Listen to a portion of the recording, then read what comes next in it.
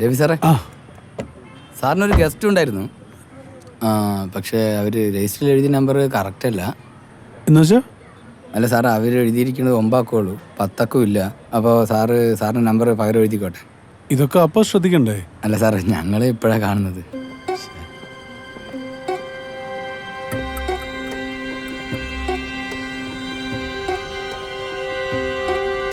സാറേ, അത് പിന്നെ ആ രജിസ്റ്റർ ബുക്ക് എടുത്തെന്ന് കാണിച്ചു. പറഞ്ഞു. ഇതുകൊണ്ട് പറയുന്നല്ല സാറേ, എന്ത് ചെയ്താലും സെക്യൂരിറ്റിയാ കുറ്റം. ഞാൻ മുമ്പ് നിന്നൊരു ഫ്ലാറ്റ് ഉണ്ടായിരുന്നു, സൺഷൈൻ. അവിടെ മൊത്തം ഉടായിപ്പായിരുന്നു. വരുന്നവർ എന്തെങ്കിലുമൊക്കെ എഴുതി വെച്ചങ്ങ് പോകും. നമുക്കറിയാതെ. പിന്നെ ഇവിടത്തെ ഫ്ലാറ്റിലെ ചില കാര്യങ്ങൾ പറയാൻ തുടങ്ങിയാലുണ്ടല്ലോ. അയ്യോ, ഇതാ നോക്കി സാർ, ഇതിനു മുമ്പ് ഈ ഗസ്റ്റ് തന്നെ വന്നത്. അന്ന് നമ്പർ വിളിച്ചിട്ട് കിട്ടുന്നില്ല. ഓ, ഒരു നമ്പർ കുറവാണ്. ചിലപ്പോൾ ഗസ്റ്റിന് എന്തെങ്കിലും തെറ്റ് പറ്റിയതായിരിക്കും.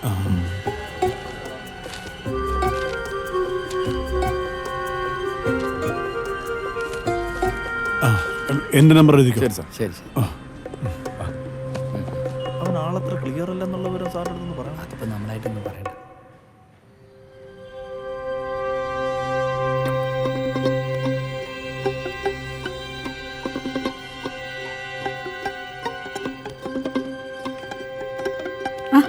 എത്തിയോ? എന്തു പറ്റി? മുഖമൊക്കെ മേഘവൃതാണല്ലോ. മോളോട് താഴെ കളിക്കാൻ പോയി. അല്ല, ഇതെന്താ മുഖത്തിനൊരു വാട്ടം? ചായ. അതെ, 8 ടീയിലെ സുമ ഒരു കോഫി പൗഡർ തന്നു. 8 ഡിയാ? ആ, സുമ. അവളുടെ ഭർത്താവ് ആഫ്രിക്കയിൽ നിന്ന് വന്നപ്പോൾ കൊണ്ടുവന്നു. ഇന്ന് കോഫി എടുക്കട്ടെ, ഒരു ചേഞ്ചിന്. സുഹൃത്തെ, എനിക്ക് ചേഞ്ച് വേണ്ട, മനസ്സിലായോ? ഇതുവരെ എങ്ങനെ ആയിരുന്നോ അങ്ങനെയൊക്കെ തന്നെ ആയിരുന്നാ മതി. ഇത് എന്തോ ഇത്? ചായക്ക് ചായ അല്ല പിന്നെ. 8 ടീ ചായ എടുക്കുവാന്നേ.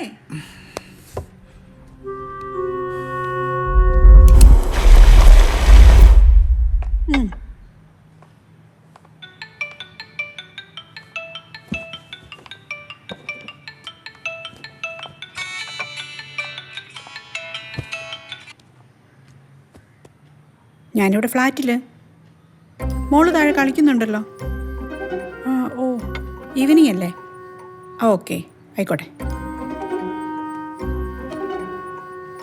ഇന്ന് വൈകിട്ടേ വനിതാ കമ്മിറ്റി മീറ്റിംഗ് ഉണ്ട് താഴെ.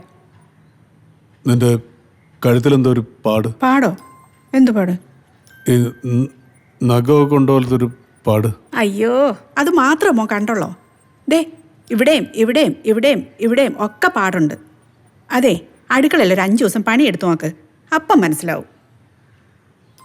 അടുക്കളയിൽ ജോലി ചെയ്താ കഴുത്തിനകത്ത് പാട് വരുമോ? ഷടാ, ഇതെന്തൊരു പാട്? ഇത് ഏത് പാടിൻ്റെ കാര്യമായി പറയുന്നേ? ഞാൻ നോക്കട്ടെ. നോക്ക്, അവിടെ അതിന്റെ സൈഡില്. ആ, ഇത് ആ അടുക്കളയിലെ തുണി ഇടുന്ന ആ ഫ്രെയിം കൊണ്ടുവന്നേ.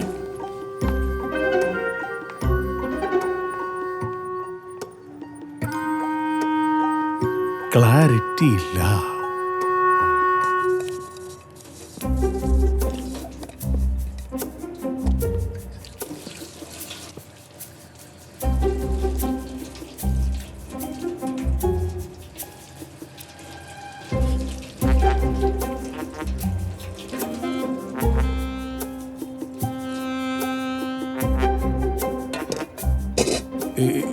ഇത് കൊണ്ടിട്ടാണോ നിന്റെ കഴുത്ത് മുറിഞ്ഞത്? എന്താ? അല്ല, ഈ സ്റ്റാൻഡ് കൊണ്ടിട്ടാണോ നിന്റെ കഴുത്ത് മുറിഞ്ഞതെന്ന്? ആ, എന്നാ പിന്നെ നമുക്കേ ഇത് അടച്ചിട്ട മുറിയിലോട്ട് മാറ്റാം. അടച്ചിട മുറിയിലോ? അതിനകത്തെല്ലാം നിങ്ങളുടെ പഴഞ്ചമ്പാട്ട സാധനങ്ങൾ ഇരിക്കുമല്ലേ, അവിടെ സൂചി കുത്താനിടയില്ല. പഴഞ്ചം പാട്ട സാധനങ്ങളാ എടി. കേരളത്തിന്റെ കാലാവസ്ഥ അതിസൂക്ഷ്മമായി നിരീക്ഷിക്കാൻ ഞാൻ എന്റെ കുട്ടിക്കാലം മുതൽ ശേഖരിക്കുന്ന ഉപകരണങ്ങളാണത്. ക്ഷമിക്കണം, പരിപാവനമായ ഉപകരണങ്ങൾ അവിടെ ഉണ്ടെന്നുള്ളത് ജസ്റ്റ് ഒന്ന് ഓർമ്മിപ്പിച്ചതേ ഉള്ളൂ. കളത്തല്ലേ, ഒരുപാട് കളത്തല്ലേ. നിന്റെ ഇതിവിടെ ഇരുന്നാ മതി, മുറിഞ്ഞോട്ട്.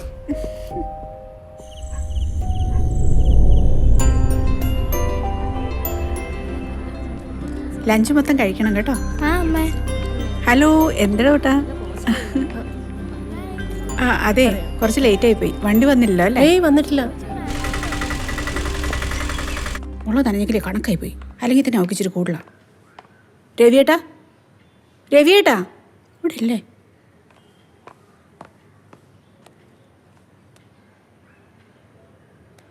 ഹലോ, രവിയേട്ടൻ ഇതെവിടാ? ഞാനിവിടെ താഴെ ഓഫീസിലാണ്. ആ മെയിൻ്റെനൻസ് അടയ്ക്കാൻ വന്ന. ആ ശരി. മോനെ, എനിക്ക് കഴിഞ്ഞ 2 ദിവസത്തെ CCTV ഒന്ന് ചെക്ക് ചെയ്യണം. എന്ത് പറ്റി സാർ? എൻ്റെ കാറിനൊരു സ്ക്രാച്ച്. അത് ഇവിടുന്നാണോ വന്നതെന്ന് അറിയണം. അത് ശരി, നോക്കാം സാർ.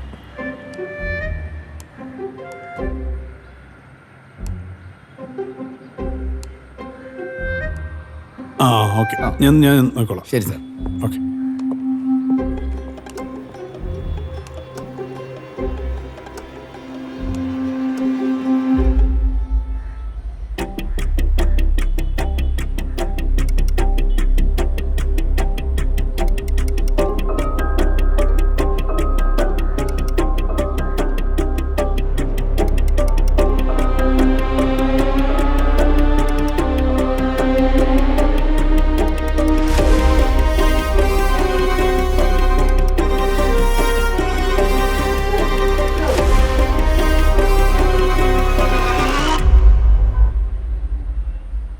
ഞാൻ ഇത്ര നാളും കരുതിയിരുന്നത് ലോകത്തിലെ ഏറ്റവും പെർഫെക്റ്റായ ഭർത്താവ് ഞാനെന്ന. പിന്നീടാണ് മനസ്സിലായത് എന്നെക്കാളും പെർഫെക്റ്റായ ഒരുത്തൻ എൻ്റെ വീട്ടിൽ വരാനുണ്ടായിരുന്നു എന്ന്. ഒരു ചെറിയ പാളിച്ച മതി എല്ലാം തകടം മറിയാം.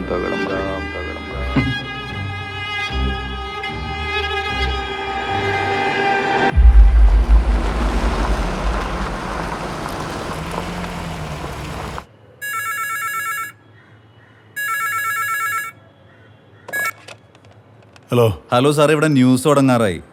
വെതർ റിപ്പോർട്ടിന്റെ കാര്യം എന്തായി? ഇന്നലത്തെ റിപ്പോർട്ടില്ലേ, അതും കൊടുത്താൽ മതി. എന്ന് വെച്ചാൽ ലക്ഷദ്വീപിൽ ഇടിയോടുകൂടി മഴ, ബംഗാൾ ഉൾക്കടലിൽ ചക്രവാത ചുഴി, ബീഹാറിൽ ന്യൂനമർദ്ദം, പിന്നെ വിമാനത്താവളത്തിൽ 1.5 സെന്റിമീറ്റർ വെള്ളപ്പൊക്കം. DD-യിൽ വിളിച്ചിട്ട് 5 മിനിറ്റിനുള്ളിൽ റിപ്പോർട്ട് വരുമെന്ന് പറ. ശരി സാർ. രവി, എന്താ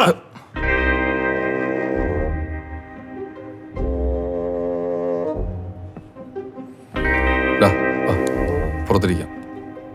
എഴി വാ. ഇവിടെ ഞാൻ വരാം.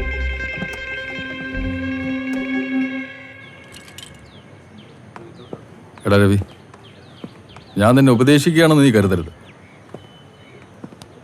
എടാ, എത്ര പ്രതിസന്ധി ഉണ്ടെങ്കിലും അത് നമ്മൾ മറ്റുള്ളവർക്ക് കാണിക്കരുത്. അങ്ങനെയാണെങ്കിൽ ഞാൻ ആരോടൊക്കെ പൊട്ടിത്തെറിക്കണം? സ്വന്തം ഭാര്യ വേറൊരുത്തനടുത്ത് ഒളിച്ചോടി പോകാൻ പോയത്. എന്നിട്ട് ഞാൻ ആരോടെന്തെങ്കിലും പറഞ്ഞോ? പൊട്ടിത്തെറിച്ചോ? സത്യത്തിൽ നിന്റെ ഭാര്യ നിന്നെ പറ്റിച്ചു എന്നുള്ളത് നിന്റെ ഒരു തോന്നലായിക്കൂടെ? തോന്നല? കണ്ണുകൊണ്ട് കണ്ടതാണ് കേട്ടോ തോന്നലാവുന്നേ. അവൾക്ക് വേറൊരുത്തനായിട്ട് ഇഷ്ടമാണെന്ന് അറിഞ്ഞ മുതൽ ഞാൻ അവളെ പുറകെ നടക്കുന്നതാ. അവസാനം ഒരുപാട് കഷ്ടപ്പെട്ട് തെളിവുമായിട്ട് അവളുടെ മുന്നിൽ ഞാൻ പോയി ചോദിച്ചു. അപ്പൊ അവൾക്ക് കുറ്റം സമ്മതിക്കേണ്ടി വന്നു.